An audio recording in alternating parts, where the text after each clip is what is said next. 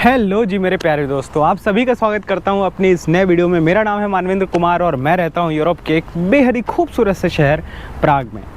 तो चलिए जी, आज की इस वीडियो में आपको बनाते हैं सेल्फ एम्प्लॉयड। आपको सिखाते हैं बिजनेस के कुछ गुण कि किस तरीके से आप चेक रिपब्लिक में, यूरोप में खुद का बिजनेस स्टार्ट कर सकते हो। क्या क्या फॉर्मेलिटीज़ हैं, क्या क्या डॉक्यूमेंटेशन रिक्वायर्ड होते हैं, कितना आसान और कितना मुश्किल है। तो इस वीडियो के अंत में आपको जो है एक ओवरऑल आइडिया मिल जाएगा एंड आप खुद से अपना बिजनेस जो है वो स्टार्ट करने के बारे में सोच सकते हो, डिसाइड कर सकते हो। तो जी बात ये है कि पैसे कमाने के मोटे मोटे तौर पे अगर देखा जाए तो दो ही रास्ते हैं। पहला है कि आप कहीं पे नौकरी करो एंड दूसरा है कि आप खुद का बिज़नेस करो। तो नौकरी के रिगार्डिंग हमारी बहुत सारी बात हो गई है, तो बात करते हैं बिज़नेस की। तो बिज़नेस अगर आपका कोई आइडिया है, किसी आइडिया के ऊपर अगर आप काम करना चाहते हो तो उसको सबसे पहले क्या काम होता है, रजिस्टर कराने का। तो चेक रिपब्लिक में जो है आप अपने बिज़नेस यानी कंपनी को जो है दो तरीके से रजिस्टर कर सकते हो। पहला तरीका है कि ट्रेड लाइसेंस या एसआरओ के थ्रू, दूसरा तरीका है लिबरल प्रोफेशनलिज्म के थ्रू। तो दूसरे तरीके की अगर हम बात करें कि लिबरल प्रोफेशनलिज्म क्या होती है, तो इसमें बहुत सारे प्रोफेशंस को जो है लिस्ट किया गया है। जैसे एग्जांपल के तौर पे मैं आपको बताऊं तो जैसे डॉक्टर्स हो गए, लॉयर्स हो गए, टैक्स कंसल्टेंट हो गए, साइकोथेरेपिस्ट हो गए, ब्रोकर्स हो गए, डेंटिस्ट हो गए, ऐसे बहुत लंबी लिस्ट है। तो इनमें से किसी भी प्रोफेशन के रिगार्डिंग आपके पास स्किल है या फिर आपके पास डिग्री है तो आप खुद को यहाँ पे रजिस्टर कर सकते हो। बट ऐसा नहीं है कि बस गए और रजिस्टर कराया और अपना काम शुरू किया। इसके लिए प्रॉपर स्टेट एग्ज़ाम होते हैं, आपके इंटरव्यूज़ होते हैं बहुत सारे प्रोफेशन में। तो एक कम्पिटिटिव प्रोसेस के थ्रू आपको गुजरना होता है, देन जा कर के आपको इसका लाइसेंस मिलता है और आप खुद का जो है यहाँ पे चैम्बर खोल सकते हो, खुद का आप यहाँ पे क्लिनिक खोल सकते हो एंड ऑल ये सारी चीज़ें। देन ये तो हो गया दूसरा। अब पहले वाले की अगर हम बात करें, इंडिपेंडेंट आपका कोई आइडिया है, आप बिज़नेस करना चाहते हो भाई, ठीक है। तो उसको रजिस्टर करने के पहले तरीके में दो ऑप्शंस है। पहला है ट्रेड लाइसेंस और दूसरा है एसआरओ। तो ट्रेड लाइसेंस होता है एक तरीके से प्रोप्राइटरशिप, कि आपकी ही आइडेंटिटी आपका बिज़नेस है, ठीक है, यानी आपके अपने बिज़नेस की आइडेंटिटी आप ही हो। एसआरओ क्या होता है कि एसआरओ में आपके बिज़नेस की एक अलग आइडेंटिटी है, वो आपसे एसोसिएटेड डायरेक्टली नहीं है। एंड एग्जांपल के तौर पे कल को अगर कोई केस मुकदमा होता है, कोई लोन्स वगैरह को लेकर के कुछ प्रॉब्लम होता है, कोई लीगल कार्रवाई आप पे होती है, तो ट्रेड लाइसेंस के तौर पे अगर आपका बिज़नेस रजिस्टर्ड है तो वो कार्रवाई सीधे तौर पे डायरेक्टली आप पे होगी। अगर एसआरओ में रजिस्टर्ड है तो ऑब्वियसली अगर आप जितने स्टेक होल्डर मतलब आपका स्टेक आप होल्ड करते हो अपनी कंपनी में, उसमें देखा जाएगा कि आप कितने उससे एसोसिएटेड हो, लेकिन उस बिज़नेस को एक अलग आइडेंटिटी के तौर पे देखा जाता है, ठीक है। देन अगर मैं इंडिया से इसको कंपेयर करूं तो इंडिया में जैसे कि आप अपना बिज़नेस अपने पैन कार्ड के ऊपर कर सकते हो, ठीक है, एक सर्टेन अमाउंट के टर्नओवर तक। तो सेम उसको यहाँ पे ट्रेड लाइसेंस बोला जाता है। एंड इंडिया में जैसे आप कंपनी को प्राइवेट लिमिटेड में रजिस्टर करते हो तो सेम उसको यहाँ पे एसआरओ बोला जाता है। सेम तो नहीं बट मतलब सिमिलर काइंड ऑफ थिंग है ये दोनों। तो बात करते हैं कि ट्रेड लाइसेंस में जो है वो, या फिर आपने जो है वो एसआरओ में अपनी कंपनी रजिस्टर कर ली।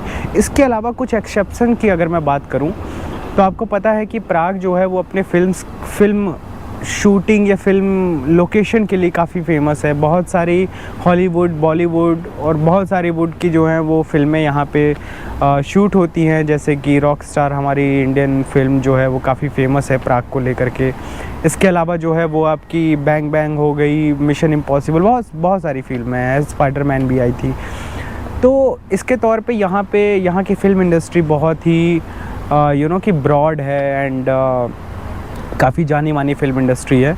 तो अगर आप एक एक्टर हो या फिर आप एक पेंटर हो, आप एक डांसर हो या फिर आप एक म्यूजिशियन हो, तो ये जितने भी क्रिएटिविटी वाले जो फील्ड हैं, इसमें इसके रिगार्डिंग अगर आप कोई बिज़नेस इनिशियल स्टेज में स्टार्ट करना चाहते हो तो उसके लिए आपको किसी प्रकार के कोई लाइसेंस की ज़रूरत नहीं है। बस आपके अंदर वो स्किल होनी चाहिए, दैट्स इट। आप अपना साइड बिज़नेस स्टार्ट कर सकते हो, ठीक है। इसके अलावा एक और यहाँ पे जो है वो एक्सेप्शन ये है कि अगर आपका बिज़नेस आइडिया एग्रीकल्चर से रिलेटेड है, फॉरेस्ट्री से रिलेटेड है या फिर वाटर मैनेजमेंट के रिलेटेड है, तो ऑल ओवर देखा जाए तो एग्रीकल्चर या एग्री फील्ड के रिलेटेड अगर आपका कोई बिज़नेस आइडिया है तो उसके लिए भी आपको किसी प्रकार के लाइसेंस की ज़रूरत नहीं है। आप डायरेक्ट अपना काम स्टार्ट कर सकते हो, डायरेक्ट बिजनेस स्टार्ट कर सकते हो, बशर्ते आपको सिर्फ म्यूनिसिपल ऑफिस में जाकर के खुद को रजिस्टर करना होता है कि मैं जो है वो इस आइडिया के ऊपर काम कर रहा हूँ जो कि एग्रीकल्चर से रिलेट करता है। That's it.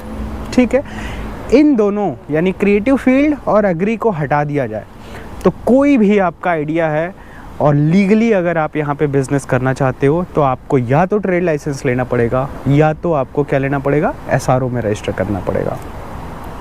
तो इट्स अप टू यू। तो चलिए अब आपको बताते हैं कि किस तरीके से ये कंट्री चेक रिपब्लिक जो है वो आपके बिज़नेस आइडिया को इनक्यूबेट करने में जो है ग्रो करने में हेल्प करती है। क्या क्या वो फेवरेबल कंडीशंस हैं जो आपको यहाँ पे मिलती हैं।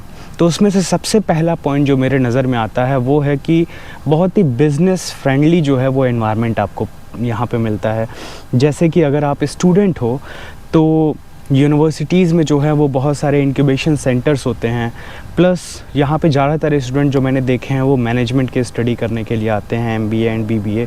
तो अगर आप इन कोर्सेस में हो तो आपकी तो पढ़ाई लिखाई ही जो है वो बिज़नेस के क्षेत्र में है। तो आपके प्रोफेसर्स एंड आपके सीनियर्स एंड प्लस अलग अलग सोसाइटी जो होती हैं वो डिपार्टमेंट्स में होती हैं जो कि उनका काम ही होता है नए आइडिया के ऊपर जो है वो स्टूडेंट का मतलब उनकी हेल्प करना या फिर स्टूडेंट को जो है वो इंकरेज करना है स्टार्टअप आइडियाज़ लेकर के आने के लिए। जैसे मैं एक आइडिया के ऊपर काम कर रहा हूँ तो उसमें मुझे पता चला, मैंने प्रेजेंट किया यहाँ के कुछ लोगों के सामने, तो उन्होंने बताया कि किस तरीके से मुझे जो है वो लैंग्वेज को इंटीग्रेट करना बहुत ज़रूरी है।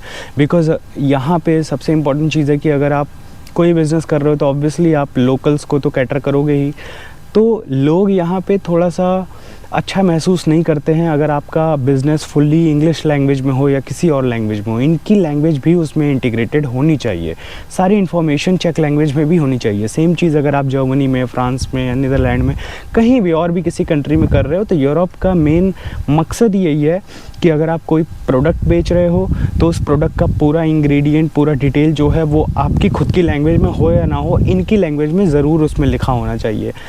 इसके तौर पे मैंने देखा है कि जैसे इंडियन सामान हम लोग लेकर के आते हैं, मान के चलिए कि हल्दीराम का कोई स्नैक जो है वो हमारे इंडिया में है एंड वही सेम स्नैक यहाँ पे अगर मैं लेता हूँ तो उसके पीछे या तो चेक लैंग्वेज में जो है वो एक्सपोर्टेड जो दो तरीके के पैक होते हैं। एक होता है कि लोकल हमारी खुद की कंट्री में जो हम कंज्यूम करते हैं, प्लस अगर सेम कंपनी बाहर उसको एक्सपोर्ट कर रही है तो एक्सपोर्ट पैक अलग से बनता है, यानी अलग से उसकी पैकेजिंग होती है। तो या तो वो एक्सपोर्ट पैक होगा तो जिस कंट्री में जा रहा है उस कंट्री के लैंग्वेज में भी उसके सारे इंग्रेडिएंट डिटेल लिखे होते हैं। तो और अगर नहीं होता है तो उसके ऊपर अलग से आपको स्टिकर एक चिपकाना होता है यहाँ पे ला करके। तो मोटा मोटा कहने का मतलब ये है कि ये बात मुझे नहीं पता थी, तो मुझे यहाँ पता चला यहाँ के लोगों से जो है बात करने के बाद। तो ऑल ओवर बात ये है कि बहुत ही बिज़नेस फ्रेंडली एनवायरनमेंट है यहाँ पे, लोग आपको इंकरेज करेंगे। एंड दूसरा चीज़ जो मैंने महसूस किया है कि वो स्टार्टअप का एक बूमिंग कल्चर चल रहा है चेक रिपब्लिक में। जो यहाँ की ब्यूरोक्रेसी है, जो यहाँ के कि कोर्ट का या फिर लीगल सिस्टम है या फिर रजिस्ट्रेशन का जो सिस्टम है, ये सब कुछ उतना कॉम्प्लिकेटेड एंड मुश्किल नहीं है जितना अदर यूरोपियन या शेंजन कंट्रीज़ में है। एक प्रोसेस है जो कि लेंदी है, थोड़ा सा कोई अगर आपको डॉक्यूमेंटेशन करना है वो यहाँ पे हर एक कंट्री में है, बट रिलेटिवली अगर उनसे देखा जाए तो चेक का ज़्यादा आसान है एंड थोड़ा सा टाइम टेकिंग भी कम है। और इसमें मेन चीज़ ये है कि हर एक स्टेप पे जो है वो ट्रांसपेरेंसी मेंटेन की जाती है। आपको सब कुछ पता चलता है कि आपका प्रोसेस कहाँ तक पहुँचा, कहीं भी आपको घूस देने का या फिर ऐसा वैसा करने का, किसी दूसरे रास्ते से कोई काम कराने का कोई कि प्रावधान यहाँ पे नहीं है। तो ये मैं डॉक्यूमेंटेशन के रिगार्डिंग आपको बता रहा हूँ जो यहाँ की ब्यूरोक्रेसी काम करती है। जैसे कि मैं अपने स्टार्टअप को रजिस्टर करने के लिए गया तो जो यहाँ पे ब्यूरोक्रेट थे, जो म्यूनिसिपल का ऑफिस था ट्रेड लाइसेंस का, वहाँ पे बहुत ही ईज़ था। लैंग्वेज मुझे नहीं पता था बट बहुत अच्छे तरीके से उन्होंने मुझे कैटर किया, सारा कुछ बताया कि कहाँ पे फॉर्म में क्या फिल करना है, कहाँ पे जा कर के जो है वो पेमेंट करनी है। एंड उन्होंने जो है वो प्रॉपर बैठ करके मुझसे मेरे स्टार्टअप आइडिया के रिगार्डिंग क्वेश्चंस पूछे कि क्या करोगे, कैसे करोगे, रेवेन्यू कितना जनरेट होगा, एस्टिमेशंस, मतलब वो देख रहे थे कि आप कुछ ऐसे कि कोई आपके पास सॉलिड नज़रिया है आपके काम को लेकर के। इसके अलावा चेक की थ्राइविंग इकोनॉमी है एंड प्लस जो यहाँ का मिडिल क्लास है वो कंसिस्टेंटली ग्रो कर रहा है। ग्रो क्यों कर रहा है? क्योंकि यहाँ पे चेक में जो है वो साल दर साल या फिर मैं कहूँ हर क्वार्टरली बेसिस पे जो है वो वेजेस बढ़ रहे हैं।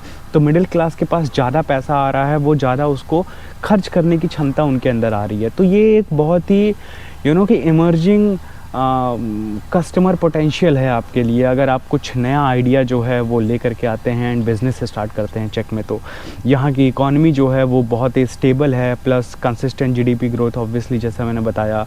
एंड मिडिल और ईस्टर्न यूरोप में का हब है एक तरीके से देखा जाए तो। एंड लोकेशन तो ऑब्वियसली चेक रिपब्लिक की जो लोकेशन है वो इतनी प्यारी है कि अगर आप यहाँ पे बिज़नेस स्टार्ट करते हैं तो जो फ्री ट्रेड का जो प्रावधान है पूरे शेंजन में, यानी आप लो कॉस्ट में जो है वो मैन्युफैक्चरिंग कर सकते हैं, रिलेटिवली लो कॉस्ट अगर हम और कंट्री से कंपेयर करें।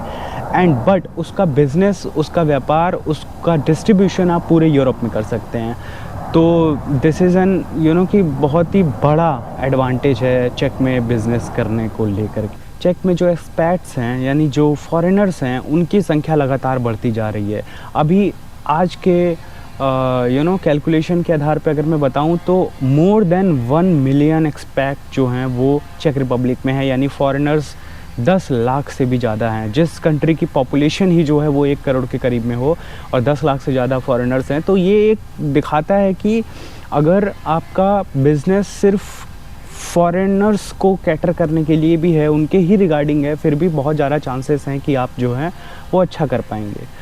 तो ओवरऑल जो है वो मैं यही कहना चाहूँगा कि हम चाहे अपनी कंट्री में हों या फिर हम किसी दूसरी कंट्री में जा रहे हों, हमें हमेशा जो है वो हमारा माइंडसेट कैसा भी हो सकता है, हम चाहें तो अच्छी जॉब कर सकते हैं एंड ऑल, बट एक माइंडसेट हमें रखना चाहिए कि let's create the employment.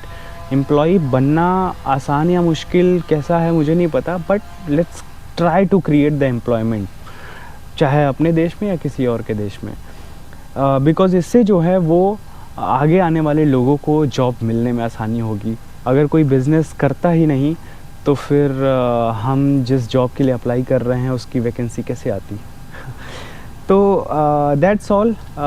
I hope कि आपको जो है वो एक ओवरऑल आइडिया मिला होगा। एंड आपके कोई भी क्वेश्चंस हैं तो आप जो है वो वीडियो के कमेंट में कमेंट करके बताइए। एंड चैनल को सब्सक्राइब करिए, शेयर करिए एंड मुझे इंस्टाग्राम पे फॉलो भी करिए।